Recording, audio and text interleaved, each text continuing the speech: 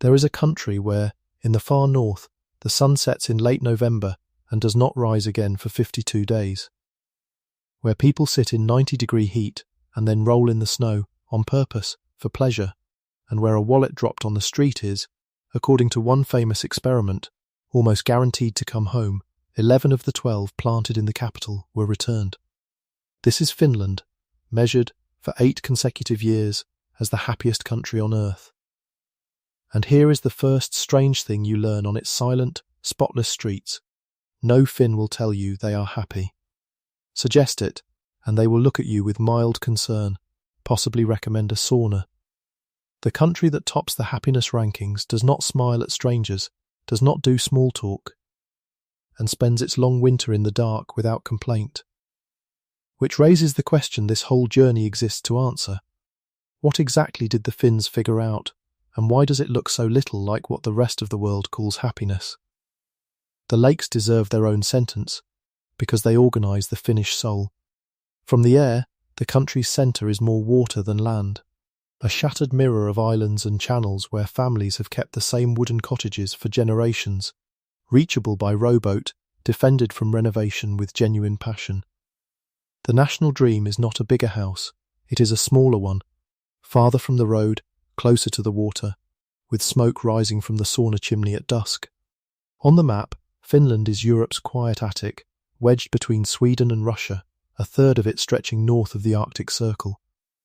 Around 5.5 million people share a country of forests and water, roughly 188,000 lakes by the standard count, and woodland covering most of the land.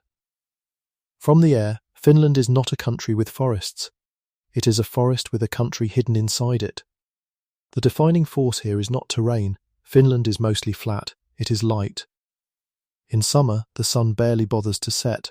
Finns garden, swim and grill at midnight in a permanent gold hour. In winter, the account is settled.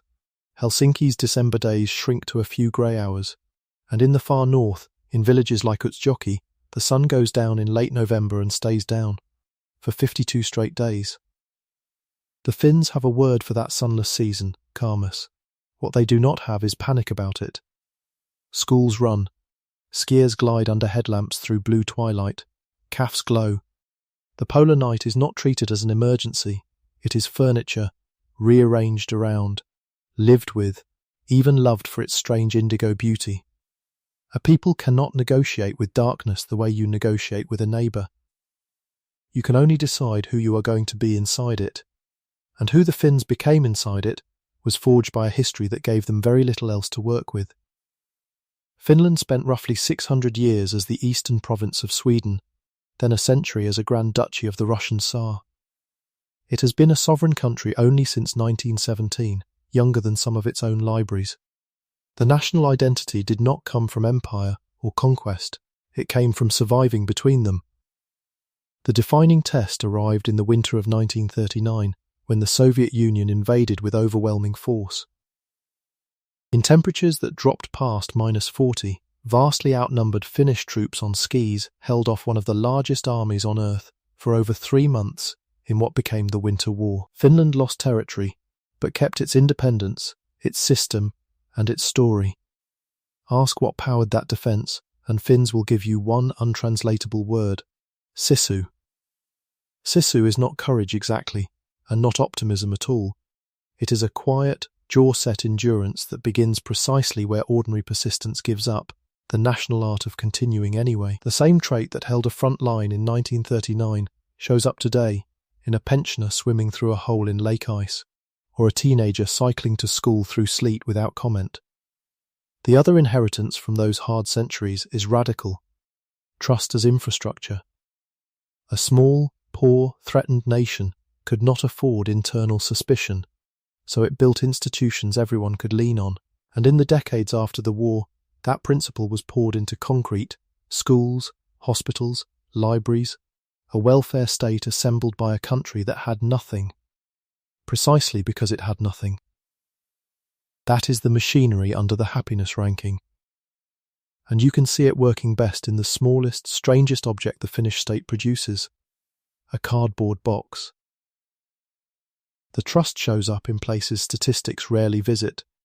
Finland runs on unstaffed systems, roadside farm stands with cash boxes, ski track waxing huts stocked by volunteers, library book returns that never involve a human.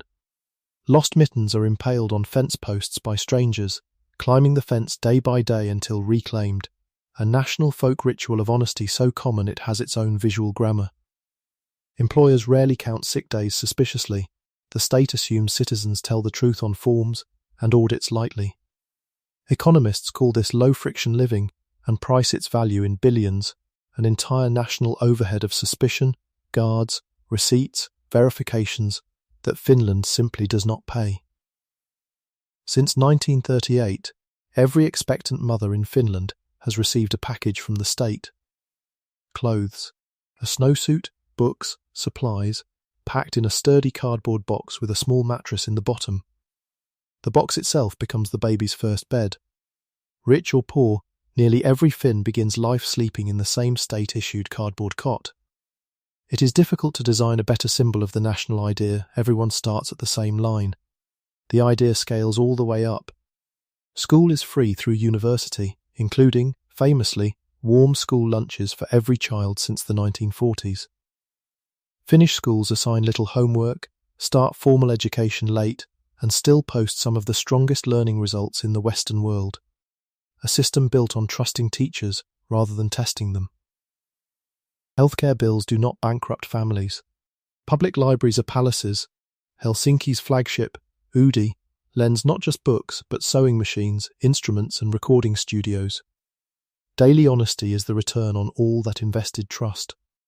This is the country where that famous wallet experiment found Helsinki the most honest city tested. 11 of 12 wallets returned. Where children walk to school alone through the winter dark, and unattended baby strollers wait outside cafes, with the babies inside, napping in the cold on purpose, bundled like small astronauts, because Finnish parents believe frosty air makes for deep sleep. Work fits inside life, not over it. Offices, empty at 4.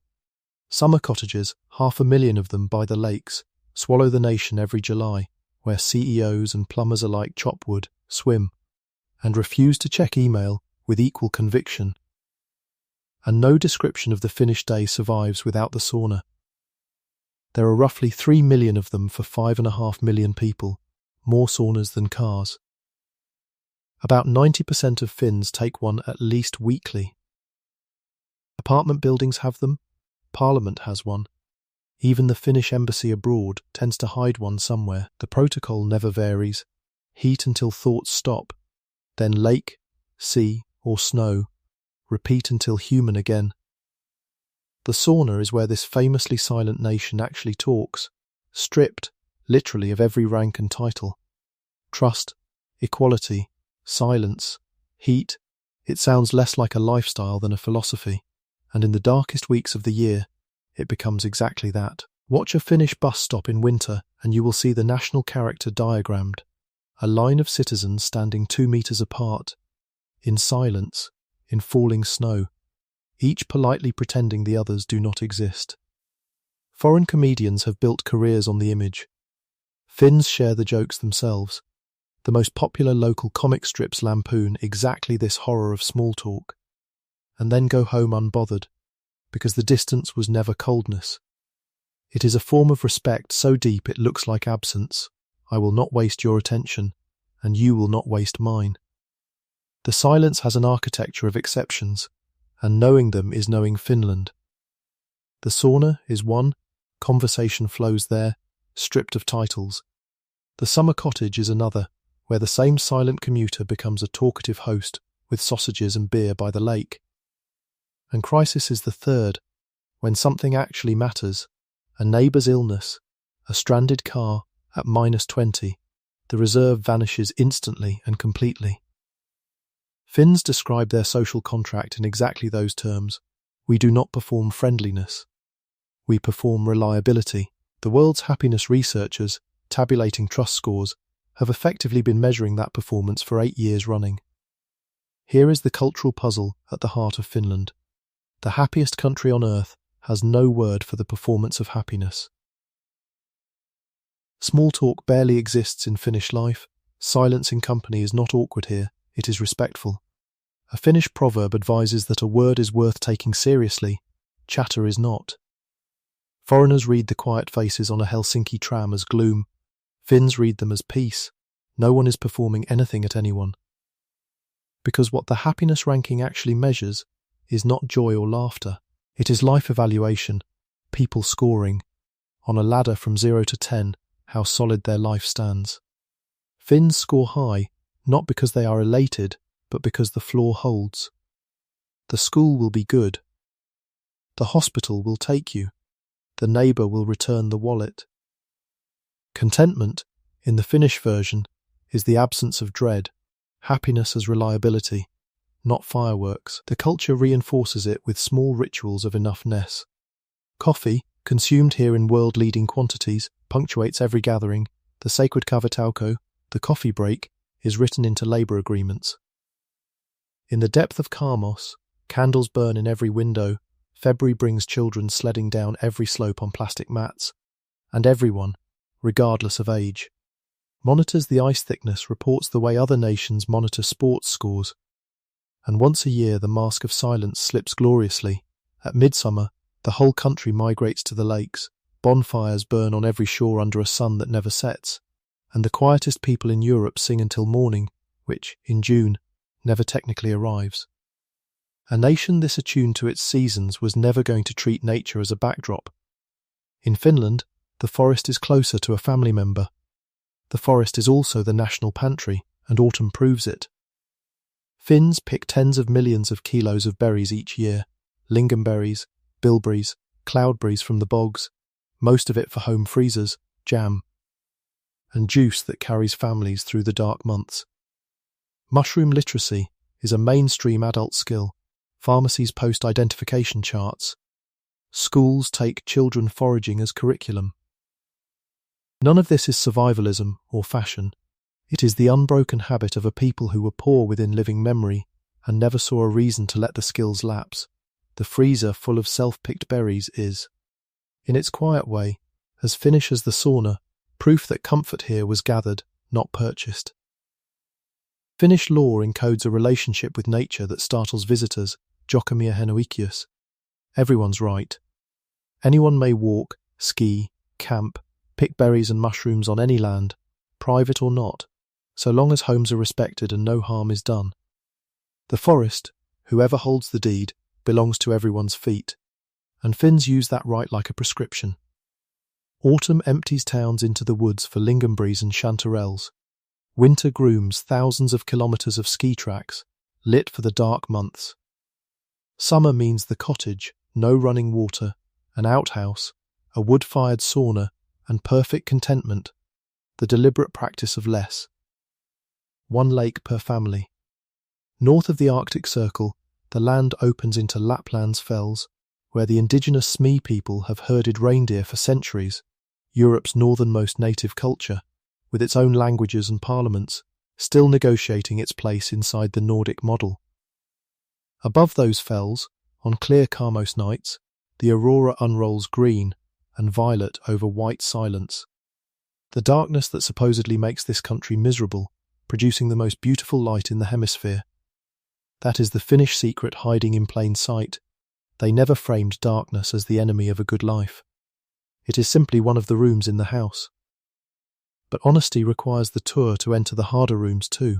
The happiest country carries weights it discusses as quietly as everything else. The same darkness that photographs so beautifully is clinically real. Seasonal affective disorder is a genuine burden at this latitude, and Finland speaks openly about depression and its history of high suicide rates, which decades of deliberate public health work have substantially brought down. Though the winters have not gotten shorter, loneliness is the other tax. A culture that honours solitude and silence can tip into isolation, especially for the old and for young men. The state now studies loneliness the way it studies infrastructure, because in a trust society, disconnection is a structural failure, not a private one. There are newer strains too, an ageing population leaning on a generous system built in younger decades, a long eastern border that history has never let the Finns forget, and which recent years have rehardened. the nation that perfected neutrality now invests in security with old familiar seriousness. Sisu, it turns out, is not a museum piece. None of this contradicts the ranking. It explains it. Finland scores highest not because life here is soft, but because a hard place built systems and habits that hold when things are not fine. Happiness, Finnish edition, was never the absence of winter, it is the certainty of surviving it together. Looking back across the whole journey, the paradox dissolves into something almost embarrassingly simple. The world asks how the country with the longest darkness can be the happiest, as if light and happiness were the same resource. Finland's answer, delivered without a single motivational poster: happiness is not the weather, it is the wiring. Build schools that equalize, institutions that deserve trust, saunas that melt hierarchy, forests that belong to everyone's feet. And the sun can do what it likes. For 8 straight years, the Happiness Report has pointed at the same cold, dark, quiet corner of Europe, and the rest of the world keeps looking for the trick. There is no trick. There is a cardboard box with a mattress in the bottom, a wallet handed to the police station, a candle in a window burning against 52 days of night. Finland is not just the auroras, the saunas, the lakes and the silent trams. It is a reminder that a good life is not something a place gives you.